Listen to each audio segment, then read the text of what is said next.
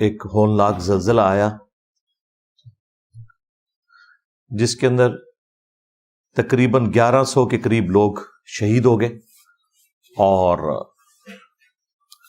1200 کے قریب زخمی ہیں اور ہزاروں لوگ بے گھر ہو چکے ہیں۔ السلام علیکم ورحمۃ اللہ وبرکاتہ۔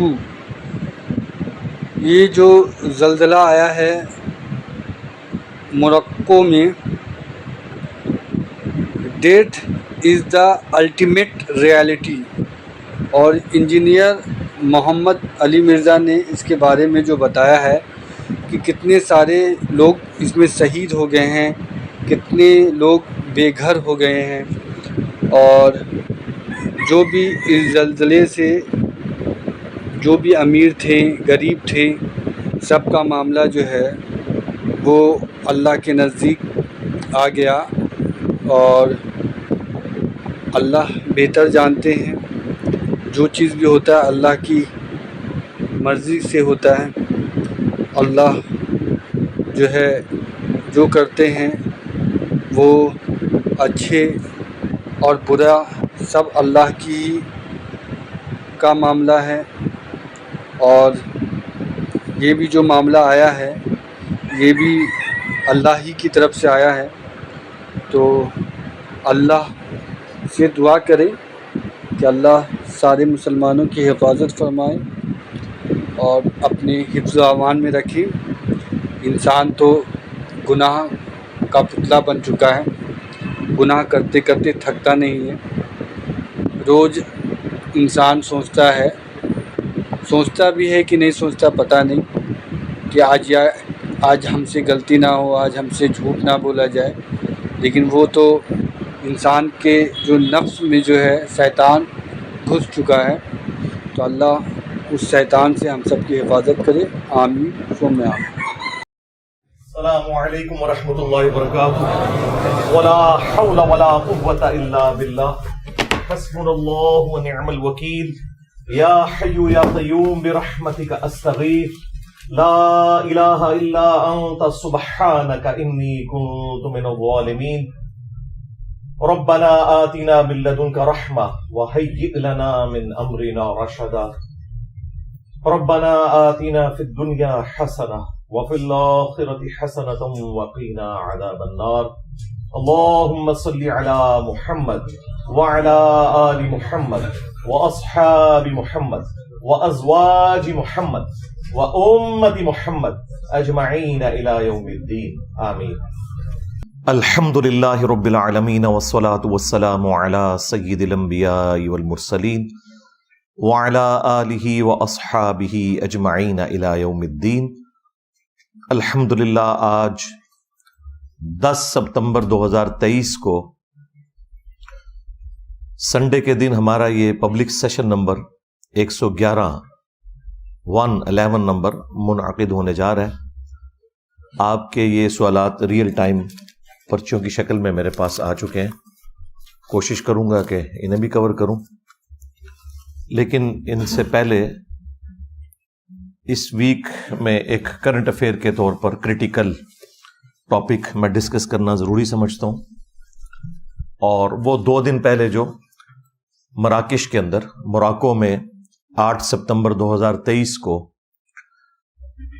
رات کو تقریباً 11:15 بجے ایک ہولناک زلزلہ آیا جس کے اندر تقریباً 1100 کے قریب لوگ شہید ہو گئے اور 1200 کے قریب زخمی ہیں اور ہزاروں لوگ بے گھر ہو چکے ہیں۔ کتنے امیر لوگ جو بڑے کر و فر کے ساتھ اپنے گھروں میں بیٹھے ہوئے تھے وہ سڑکوں کے اوپر آ گئے ہیں، اور اب ان کے اندر اتنی ہمت نہیں ہے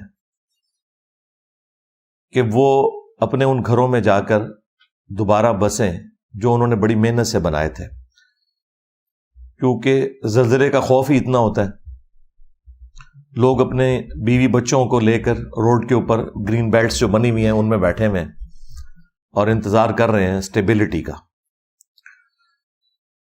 اس طرح کے جو ارتھ کوئکس ہوتے ہیں پوری دنیا کے اندر وقتاً فوقتاً آتے رہتے ہیں، اور یہ اللہ تعالیٰ کی طرف سے ایک الارم ہوتا ہے باقی انسانیت کے لیے۔ ویسے تو روزانہ 1 گھنٹے میں 6,000 لوگ مرتے ہیں، 24 گھنٹوں میں تقریباً 1.5 لاکھ۔ یہ نارمل جو ڈیتھ کی ریشو ہے نا، وہ اتنے لوگ تو دنیا سے جاتے ہی جاتے ہیں، 1.5 لاکھ لوگ 24 گھنٹے کے اندر۔ لیکن جب ایک بلک میں کہیں پر ڈیتھ ہو تو وہ زیادہ نمایاں ہو جاتی ہے اور باقی لوگوں کے لیے ڈیٹرنس بن جاتی ہے۔ گھر میں ایک شخص کی موت اس گھر اور اس محلے کے لیے ایک عبرت ہے۔ ایک محلے میں کوئی عبرت ناک ڈیتھ کا کوئی واقعہ جس میں 1 سے زیادہ لوگ مر جائیں، وہ ایک سٹی کے لیے ڈیٹرنس بن جاتی ہے موت کے حوالے سے۔ اور ایک شہر کے اندر آنے والی آفت ایک صوبے کے لیے، اور ایک صوبے میں آنے والی آفت ایک ملک کے لیے، اور ملکی لیول کے اوپر جو آفت آتی ہے، جو عموماً اس طرح رپورٹ ہوتی ہیں، وہ پوری دنیا کے لیے ایک ڈیٹرنس ہوتی ہیں کہ موت کی تیاری کر لو۔ باقی جو لوگ پوچھتے ہیں کہ جی اس میں معصوم بچے بھی مر جاتے ہیں، جانور مر جاتے ہیں، ان کا کیا قصور ہے؟ قصور والی تو بات ہی نہیں ہے، قصور ہو یا نہ ہو، ہر شخص نے، ہر ذی روح نے، ہر جان نے دنیا سے جانا ہے۔ اب یہ اللہ کی مرضی ہے کہ کوئی شخص نیچرل ڈیتھ مرے، کوئی ڈیزاسٹر کے اندر مر جائے، کوئی پانی میں ڈوب کے مر جائے، کوئی ایئر کریش میں مر جائے، کوئی ہارٹ فیلئر سے مر جائے۔ یہ اللہ تعالیٰ کا فیصلہ ہے کہ کس کی قبر جو ہے وہ سمندر کی گہرائی میں بننی ہے، کس کی ہواؤں میں بننی ہے، کس کی شیر کے پیٹ میں بننی ہے۔ بہرحال دنیا سے ایگزٹ ہر انسان کا ہے۔ کل نفس ذائقۃ الموت، یہ یونیورسل ٹروتھ قرآن میں کئی جگہ بیان ہوا ہے۔ ہر جان کو موت کا ذائقہ چکھنا ہے، یہ ایک اٹل حقیقت ہے، یہاں تک کہ کوئی نبی بھی دنیا میں زندہ کبھی باقی نہیں رہا۔ تو اس طرح کے جو واقعات ہیں وہ ڈیٹرنس ہوتے ہیں باقی لوگوں کے لیے بھی کہ اپنی موت کی تیاری کر لی جائے۔ باقی ظاہر ہے کہ ایک تکلیف دہ کیفیت تو ہوتی ہے، ہم بھی دعا کر دیتے ہوتے ہیں۔ قرآن میں بھی حکم ہے سورۃ الحشر میں، ربنا اغفر لنا ولاخواننا الذین سبقونا بالایمان۔ اہل ایمان کی نشانی ہے کہ وہ دعا کرتے ہیں اللہ کے حضور کہ اے اللہ ہمیں بھی بخش دے، اور ہم سے پہلے جتنے ایمان کی حالت میں لوگ دنیا سے گئے ہیں انہیں بھی بخش دے۔ تو یہ اہل ایمان کی نشانی ہے کہ وہ فوت شدگان کے لیے دعا کرتے ہیں۔ اور نماز جنازہ کی دعا تو اتنی جنرل ہے جو ہمیں عام حالت میں بھی کرنی چاہیے، اس میں تمام لوگوں کے لیے دعائیں ہیں، بلکہ زندہ لوگوں کے لیے تو زیادہ دعائیں ہیں۔ اس سانحہ میں جو لوگ شہید ہوئے ہم ان کے لیے بھی دعا کرتے ہیں، اللہم اغفر لحینا ومیتنا وشاہدنا وغائبنا وصغیرنا وکبیرنا وذکرنا وانثانا، اللہم من احییتہ منا فاحیہ علی الاسلام ومن توفیتہ منا فتوفہ علی الایمان، آمین۔ باقی جو دنیا سے گئے ہیں ان کے لیے تو صحیح بخاری اور صحیح مسلم کے اندر حدیث موجود ہے کہ اللہ کے محبوب صلی اللہ علیہ وآلہ وسلم نے فرمایا کہ 5 طرح کے لوگ اللہ کے حضور شہید لکھے جاتے ہیں۔ نمبر 1، طاعون کے مرض میں مرنے والا شخص۔ نمبر 2، پیٹ درد کے ساتھ، اس تکلیف کے ساتھ جو شخص مرتا ہے۔ نمبر 3، کسی دیوار کے نیچے دب کے، کسی بلڈنگ میں دب کے، جس طرح کہ یہ زلزلہ کے کیس میں ہوتا ہے۔ نمبر 4، پانی میں ڈوب کر مرنے والا شخص۔ اور نمبر 5، اللہ کی راہ میں جو شہید ہو جائے قتال کرتے ہوئے۔ تو یہ 5 طرح کے شہداء ہیں۔ ایک اور حدیث ہے ابو داؤد کے اندر، سنن نسائی کے اندر، اس میں نبی علیہ السلام نے ذکر کیا کہ جو آگ میں جل کے مر جاتا ہے وہ بھی اللہ کے حضور شہید لکھا جاتا ہے، اور ایسی عورت جو پریگنینسی کے دوران، ڈیلیوری کے دوران فوت ہو جائے وہ بھی اللہ کے حضور شہید ہے۔ باقی جو زخمی ہیں ان کے لیے وہ حدیث ہے، صحیح بخاری اور صحیح مسلم دونوں کے اندر یہ حدیث موجود ہے کہ مسلمان کو کوئی بھی دکھ، درد، اندیشہ، تکلیف پہنچتی ہے، حتیٰ کہ اس کے پاؤں میں کوئی کانٹا بھی چبھ جائے تو اللہ تعالیٰ اس کے بدلے میں اس کے گناہ معاف فرما دیتا ہے۔ تو یہ زخمیوں کے لیے بھی تسلی ہے ان احادیث کے اندر کہ اس طرح کی تکلیف سے انسان کے گناہ معاف ہوتے ہیں۔ باقی یہ اللہ تعالیٰ کا ایک سلسلہ ہے، وہ اس نے اسی طریقے سے رکھا ہوا ہے، اور یہ اللہ تعالیٰ کا یونیورسل ٹروتھ ہے قرآن کے اندر۔ وَلَنَبْلُوَنَّكُمْ بِشَيْءٍ مِّنَ الْخَوْفِ وَالْجُوعِ وَنَقْصٍ مِّنَ الْأَمْوَالِ وَالْأَنفُسِ وَالثَّمَرَاتِ، ہم ضرور بالضرور آزمائیں گے تمہیں خوف کے ساتھ، بھوک کے ساتھ، جان اور مال میں نقصان کے ذریعے۔ اور پھر اللہ تعالیٰ نے فرمایا کہ خوشخبری ہے ان لوگوں کے لیے کہ جن کا ایٹیچیوڈ یہ ہوتا ہے کہ جب کبھی بھی انہیں کوئی تکلیف پہنچتی ہے تو وہ کہتے ہیں انا للہ و انا الیہ راجعون، بے شک ہم بھی اللہ ہی کی طرف سے آئے تھے اور ہم نے لوٹ کر اللہ ہی کی طرف جانا ہے۔ یہ دعا وہ پڑھتے ہیں، یہ ان کا کلمہ ہوتا ہے تکلیف میں، دکھ میں، درد میں۔ اچھا، اب اس دعا کا تکلیف کے ساتھ کیا لینا دینا؟ وہ اس طرح کہ انا للہ و انا الیہ راجعون، بے شک ہم بھی اللہ کی طرف سے آئے تھے اور ہم نے لوٹ کر اللہ ہی کے پاس جانا ہے۔ مراد یہ کہ ہم پہ اگر کوئی تکلیف بھی آئی ہے نا تو یہ بھی اللہ کی طرف سے آئی ہے، اور سب سے بڑی چیز یہ ہے کہ ہم نے خود بھی لوٹ کر اللہ کے پاس پہنچ ہی جانا ہے۔ تو یہ جو تکلیف آئی ہے نا، اس تکلیف نے بھی ایک نہ ایک دن ختم ہو جانا ہے۔ اس دن تو لازمی ختم ہو جانا ہے جس دن کہ ہمیں خود موت آ جائے۔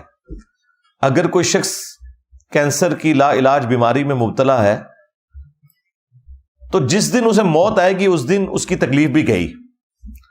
تو تکلیف کو بھی موت آنی ہے، جب انسان نے خود نہیں رہنا تو تکلیف کیسے رہ سکتی ہے ہمیشہ؟ لیکن خوش نصیب ہیں وہ لوگ جو اپنی موت سے پہلے پہلے اپنے رب کو راضی کر لیتے ہیں اور اپنی آخرت کی، ہمیشہ کی زندگی کی تیاری کر لیتے ہیں۔ ان کے لیے تو یہ موت کا دروازہ ایک گیٹ ہے ہمیشہ کی کامیابیوں کا، نعمتوں کا، اپنے رب کے حضور پڑوس حاصل کرنے کا، اس کے دیدار کا۔ اللہم اجعلنا منہم مع النبیین والصدیقین والشہداء والصالحین۔ اچھا، قرآن میں تو اتنی دعا رپورٹ ہوئی ہے، صحیح مسلم میں ایک حدیث ہے جس میں اس کے اگلے الفاظ بھی ہیں۔ ام سلمہ رضی اللہ تعالی عنہا وسلام اللہ علیہا کہتی ہیں کہ جب میرے خامند فوت ہوئے، یہ سینئر اصحاب میں سے ہیں، انہوں نے ہجرت حبشہ بھی کی ہوئی ہے۔ ہجرت مدینہ تو بعد میں آئی ہے، جو اسلام کی پہلی ہجرت ہے وہ ہجرت حبشہ ہے، اور جو ہجرت حبشہ کے مسلمان ہیں وہ ہجرت مدینہ والوں سے بھی افضل ہیں، کیونکہ انہوں نے وہ بڑی والی ہجرت کی ہوئی ہے، اس میں بھی یہ شامل تھی۔ تو وہ کہتی ہیں کہ جب میرے خامند فوت ہوئے ابو سلمہ، تو مجھے نبی علیہ السلام کی سکھائی ہوئی ایک دعا یاد آ گئی جو آپ صلی اللہ علیہ وآلہ وسلم نے تعلیم فرمائی تھی کہ جب کبھی بھی کوئی تکلیف پہنچے تو جو شخص یہ دعا مانگے گا تو اللہ تعالی اسے اس تکلیف کے بدلے میں اس سے بہتر نعم البدل عطا فرما دے گا۔ اور اس دعا کا ترجمہ بھی یوں ہی بنتا ہے، انا للہ و انا الیہ راجعون، یہ تو قرآن والے الفاظ۔ اس کے ساتھ پڑھنا ہے پھر اللہم اجرنی، اللہم اجرنی، میم کے اوپر زبر ہے اور آگے جھٹکے سے پڑھنا ہے، فی مصیبتی واخلف لی خیرا منہا، اے اللہ اس مصیبت میں مجھے اجر عطا فرما اور اس کے بدلے میں میرے لیے اس سے بہتر کوئی نعم البدل والا معاملہ فرما دے۔ تو ام سلمہ کہتی ہے کہ میں نے یہ دعا تو مانگ لی، لیکن دل میں کھٹکا تھا کہ میرے خامن جیسا تو خامن ہی کسی کا نہیں تھا، مجھے ابو سلمہ سے بڑھ کر کون سا ایسا خامن مل سکتا ہے، اس تکلیف کا ازالہ اللہ تعالیٰ کس طرح فرمائے گا؟ تو کہتی ہیں کہ جب میری عدت پوری ہوئی تو خود اللہ کے محبوب صلی اللہ علیہ وآلہ وسلم نے مجھے پیغام نکاح بھیج دیا، اور میری دعا اللہ تعالیٰ نے قبول کی اور یہ ام المومنین بنی۔ اور یہ ہماری وہ ماں ہے جو تمام ماؤں میں سے سب سے آخر میں فوت ہوئی ہیں۔ واقعہ کربلا کے بھی 2 سال کے بعد 63 ہجری کے اندر یہ فوت ہوئی ہیں، ام سلمہ سلام اللہ علیہا ورضی اللہ تعالی عنہا۔ تو اللہ تعالیٰ نے انہیں نعم البدل بھی بہترین عطا فرمایا۔ تو یہ دعا سب یاد کریں، انا للہ و انا الیہ راجعون، اللہم اجرنی فی مصیبتی واخلف لی خیرا منہا۔ یہ صحیح مسلم کے اندر موجود ہے، اور یہ دعا حرز جاں بنا لیں۔ روزانہ کوئی نہ کوئی آپ کو اس طرح کی خبر ملتی ہے، کبھی کوئی بچہ گر جاتا ہے، کسی کا ایکسیڈنٹ ہو جاتا ہے، اور کوئی تکلیف گھر میں آ جاتی ہے، تو یہ دعا ہر وقت یاد رکھیں۔ پہلی چیز جو اپنی زبان سے نکالیں وہ یہ دعا ہے، تاکہ اللہ تعالیٰ اس کا نعم البدل بہتر عطا فرمائے۔ اور دعا مومن کے پاس اتنا بڑا ہتھیار ہے کہ اس سے بڑا کوئی ہتھیار نہیں ہے۔ جامعہ ترمذی کے اندر اور مسند احمد کے اندر اور مشکات میں بھی یہ حدیث موجود ہے کہ جو شخص یہ چاہتا ہے کہ اللہ تعالیٰ مصیبت اور پریشانی میں اس کی دعا قبول کرے، تو اسے چاہیے کہ جب آسودگی اس کے اوپر ہو، جب وہ خوشحال ہو، ان دنوں میں بھی اللہ سے مانگا کرے۔ تو جب مصیبت آئے گی تو اللہ تعالیٰ اس کی دعا قبول کرے گا، اور یہ لاجیکلی سمجھ بھی آتی ہے بات۔ پھر جامعہ ترمذی میں اور مسند احمد میں یہ حدیث موجود ہے، مشکات کے اندر بھی، کہ مسلمان کی دعا کبھی بھی رد نہیں جاتی۔ 3 طرح سے ہوتی ہے، یا تو جو کچھ مانگا وہ تمہیں دے دیا جائے گا، یا اس کے بدلے میں کوئی تمہاری تکلیف دور کر دی جائے گی، یا پھر وہ دعا سٹور کر کے رکھ دی جائے گی، قیامت کے دن اللہ تعالیٰ اس کے بدلے نیکیاں عطا فرمائے گا۔ یعنی دعا رد ہوتی ہی نہیں ہے۔ صحابہ اکرام علیہم رضوان نے جب یہ اللہ کے محبوب صلی اللہ علیہ وآلہ وسلم سے یہ بات سنی تو انہوں نے کہا یا رسول اللہ، پھر ہم تو اللہ تعالیٰ سے بہت زیادہ دعائیں کیا کریں گے، کیونکہ جب یہ رد ہی نہیں ہونی، یہ وہ عبادت ہے جو ہر حال میں قبول ہونی ہے۔ یا تو جو مانگا وہ مل جائے گا، یا اس کے بہتر کوئی تکلیف دور کر دی جائے گی اس کے بدلے میں، یا پھر قیامت کے دن اس کا اجر مل جائے گا، نیکیاں مل جائیں گی۔ لیکن دعا کا ایک پروٹوکول ہے، وہ جامعہ ترمذی کے اندر حدیث موجود ہے، مشکات کے اندر بھی ہے، کہ نبی علیہ السلام نے فرمایا کہ جو شخص اللہ تعالیٰ کا ذکر اور درود شریف پڑھ کے متوجہ ہوتا ہے اللہ کی طرف، اللہ تعالیٰ اسے محروم نہیں لوٹاتا۔ یہ دعا کا پروٹوکول ہے کہ پہلے اللہ کی حمد کی جائے، پھر درود شریف، پھر دعائیں۔ اور آپ دیکھ لیں جب ہم نماز میں تشہد میں بیٹھتے ہیں تو پہلے اللہ کی حمد کرتے ہیں، پھر درود شریف، اور پھر دعائیں آتی ہیں۔ یہ وہی ترتیب ہے۔ تو دعا سے اپنے آپ کو کبھی بھی بے نیاز نہیں کرنا چاہیے۔ باقی اس طرح کے جو واقعات ہیں یہ انسان کو جھنجھوڑتے ہیں کہ وہ اپنی موت کی تیاری کرے۔ موت وہ حقیقت ہے کہ جس کا انکار وہ لوگ بھی نہیں کرتے جو خدا کا انکار کرتے ہیں۔ یہ اتنی بڑی حقیقت ہے کہ اس کا انکار ممکن نہیں ہے۔ لہٰذا اس قسم کے واقعات پہ صرف کف افسوس ملنے کی بجائے انسان کو گاڈ اورینٹڈ ہونا چاہیے، اللہ تعالیٰ کی طرف متوجہ ہونا چاہیے۔ اور یہ موت کا مقصد بھی اللہ تعالیٰ نے قرآن میں اسی لیے بیان کر دیا، الذی خلق الموت والحیات لیبلوکم ایکم احسن عملا۔ اللہ تعالیٰ نے زندگی اور موت کو اس لیے پیدا کیا، یعنی یہ جو نظام ہے کہ زندگی کے بعد موت آتی ہے، ایک آپ کو ٹائم دیا جاتا ہے اس لیے کہ تاکہ وہ جانچے تم میں سے کون اچھے اعمال کرتا ہے، یہ اس نے جانچنا ہے۔ کل نفس ذائقۃ الموت، تم میں سے ہر جان کو موت کا مزہ چکھنا ہے۔ وَنَبْلُوكُمْ بِالشَّرِّ وَالْخَيْرِ فِتْنَةً، اور ہم شر کے ذریعے اور خیر کے ذریعے تمہیں آزماتے ہیں۔ وَإِلَيْنَا تُرْجَعُونَ، اور تمہیں لوٹ کر بھی ہمارے پاس آنا ہے۔ تو موت کے ساتھ اللہ تعالیٰ نے کہا کہ دنیا میں جو ہم یہ شر اور خیر کا سسٹم ہم نے جاری کیا ہے، اس کے ذریعے تمہاری آزمائش ہوتی ہے، الٹیمیٹلی تم ہمارے تک پہنچ جاؤ گے۔ پھر سورہ السجدہ میں اللہ تعالیٰ نے فرمایا کہ ہم دنیا کی زندگی میں بھی تمہیں تھوڑا بہت عذاب یعنی تکلیف دیں گے تاکہ تم ہماری طرف پلٹ آؤ۔ ڈائریکٹ تکلیف بھی آ سکتی ہے، انڈائریکٹ صدمے کی شکل میں بھی، اور اس کا مقصد یہ ہے کہ آپ نے خدا کی طرف پلٹنا ہے۔ یہ سارے اللہ تعالیٰ کی طرف سے الارم بجتے ہیں۔ کوئی شخص یہ نہیں کہہ سکتا کہ مجھے کوئی ایسا موقع نہیں ملا کہ میں اپنے خدا کی طرف پلٹتا۔ اللہ تعالیٰ یہ الارم مختلف شکلوں میں ہمارے پاس سگنلز وقتاً فوقتاً بھیجتا رہتا ہے۔ اور میں تو اکثر کہتا ہوں کہ موت وہ حقیقت ہے کہ ہمیں چوک میں کھڑے ہو کر، چوراہوں پر، گھروں کی چھتوں کے اوپر کھڑے ہو کر یہ اناؤنسمنٹ کرنی چاہیے کہ انسان نے مرنا ہے۔ انسان کا قبلہ اسی وقت درست رہتا ہے کہ جب موت ہر وقت اس کے سر پہ منڈلا رہی ہو۔ باقی قرآن کا پورا مقدمہ اسی بات کے اوپر قائم ہے کہ انسان نے مر کے اللہ کے حضور پیش ہونا ہے، اس کی تیاری کر لو۔ پورے قرآن کا خلاصہ یہی ہے۔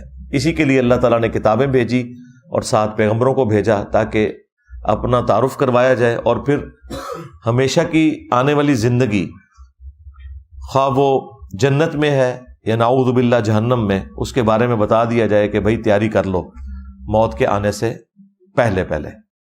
تو یہ موت کی تلوار ہر وقت اگر انسان کے اوپر لٹکی رہے، وہ تو لٹک رہی ہے، اس کا تصور بھی ہو، تو انسان نافرمانی کے کاموں سے بچ جاتا ہے۔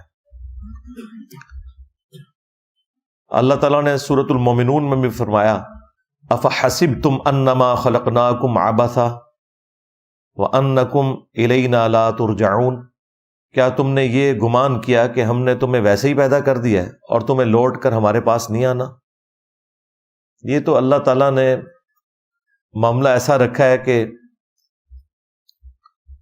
دنیا میں اگر کوئی چیز نہیں بھولی جانی چاہیے تو وہ انسان کی موت ہے، کہ اسے مر کر اپنے رب کے حضور پیش ہونا۔ پھر سورۃ الحدید میں جس شان کے ساتھ آیات نازل ہوئیں، اسی قسم کے واقعات کے ساتھ ریلیٹڈ ہیں یہ ساری چیزیں۔ الم یأن للذین آمنوا ان تخشع قلوبهم لذکر اللہ وما نزل من الحق، کیا لوگوں پر ایسا وقت نہیں آیا کہ ان کے دل جھک جائیں اللہ کی یاد کی طرف اور اس الحق قرآن کی طرف جو ان کے رب کی طرف سے نازل ہوا؟ یعنی کتنا جھنجھوڑنے کا انداز ہے کہ کیا ابھی بھی وہ وقت نہیں آیا؟ لوگ تو بہانے کرتے ہیں، بس جی بس یہ میرے بچیوں کے ہاتھ پیلے ہو جائے پھر تو میں نے مسجد میں ہی بیٹھے رہنا ہے، میرا فلاں مسئلہ حل ہو جائے تو انشاءاللہ میں گاڈ اورینٹڈ ہو جاؤں گا۔ اور اسی طریقے سے انسان وقت گزارتا رہتا ہے، اسے پتہ بھی نہیں چلتا، موت آ جاتی ہے۔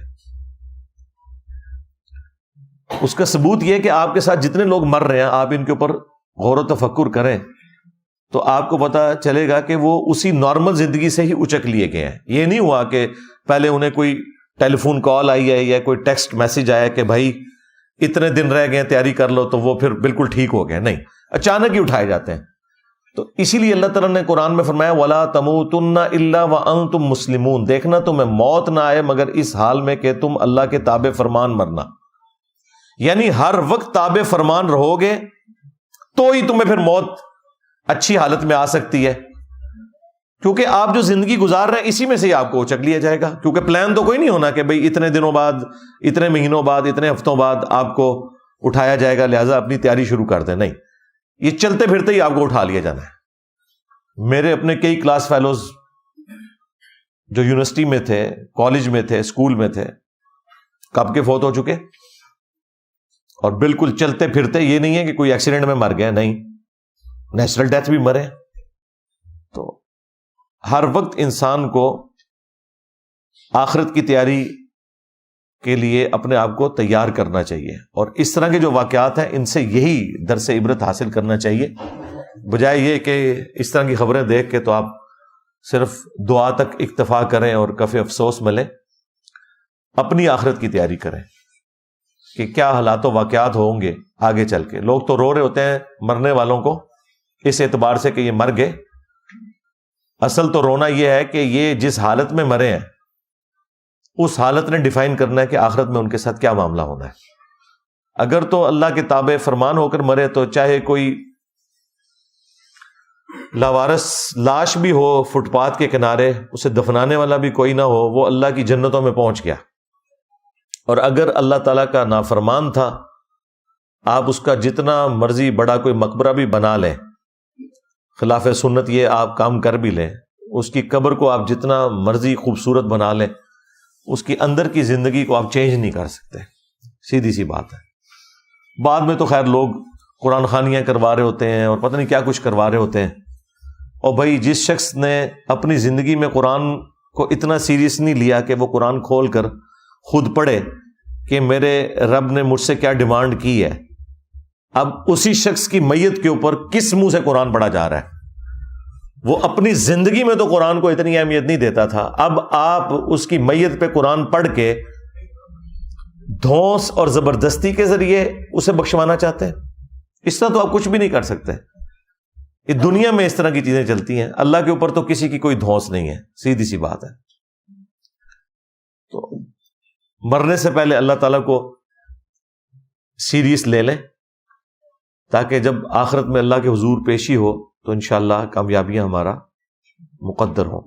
صلو علی محمد وآل محمد، اللہم صلی علی محمد وعلی آل محمد واصحاب محمد وازواج محمد وامت محمد اجمعین الی یوم الدین. آمین. اللہم انی اسألک بانک انت اللہ لا الہ الا انت الاحد الصمد الذي لم يلد ولم يولد ولم يكن له كفوا احد والهكم اله واحد لا الہ الا هو الرحمن الرحیم. الف لام میم. اللہ لا الہ الا هو الحی القیوم. اللہم صلی علی محمد وعلی آل محمد. ربنا آتنا فی الدنیا حسنہ وفی الآخرۃ حسنۃ وقنا عذاب النار. ربنا آتنا من لدنک رحمہ وہیئ لنا من امرنا رشدا. لا الہ الا انت سبحانک انی کنت من الظالمین. اللہم احسن عاقبتنا فی الامور کلہا وأجرنا من خزي الدنيا وعذاب الآخرة. اللهم اغفر لحينا وميتنا وشاهدنا وغائبنا وصغيرنا وكبيرنا وذكرنا وأنثانا. اللهم من أحييته منا فأحيه على الإسلام ومن توفيته منا فتوفه على الإيمان. اے اللہ، جن جن بھلائیوں کا سوال تیرے محبوب صلی اللہ علیہ وآلہ وسلم نے تجھ سے کیا، ہمارے حق میں، ہمارے ماں باپ کے حق میں، ہمارے بیوی بچوں کے حق میں، پوری امت کے حق میں قبول و منظور فرما. جن جن چیزوں کے شر سے تیرے محبوب علیہ السلام نے تیری پناہ طلب کی، تمام مسلمانوں کو ان چیزوں کے شر سے اپنی پناہ عطا فرما. اے اللہ، خصوص بالخصوص چائنا، انڈیا، کشمیر، فلسطین، یمن، عراق، شام، افغانستان، پاکستان میں جہاں کہیں مسلمان کس پرسی کی زندگی گزار رہے ہیں، غیب سے ان کی عزت، آبرو، جان و مال کی حفاظت فرما. اے اللہ، ہمارے ملک پاکستان کی خیر فرما، پورے عالم اسلام کی خیر فرما، اندرونی اور بیرونی خطرات سے محفوظ فرما. حاضرین کے دلوں میں جو جو نیک اور جائز دعائیں ہیں قبول فرما. حاضرین کے جو چھوٹے بڑے رشتہ دار فوت ہو چکے ان کی مغفرت فرما، جو بیمار ہیں انہیں شفا عطا فرما. اور یہ تمام دعائیں تمام مسلمانوں کے حق میں قبول و منظور فرما. سبحان ربک رب العزت عما یصفون وسلام علی المرسلین والحمد للہ رب العالمین. وصلی اللہ علی النبی الکریم وعلی آلہ واصحابہ اجمعین الی یوم الدین آمین.